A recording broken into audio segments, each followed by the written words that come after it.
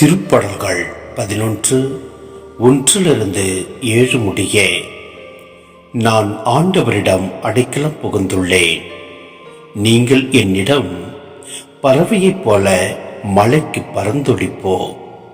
ஏனெனில் இதோ பார், பொல்லார் வில்லை வளைக்கின்றனர், நாணில் அம்பு தொடுகின்றனர், நேரிய உள்ளத்தார் மீது இருளில் அம்பு எய்ய பார்க்கின்றனர்.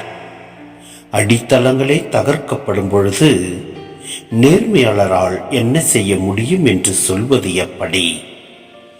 ஆண்டவர் தம் தூய கோவிலில் இருக்கின்றார்.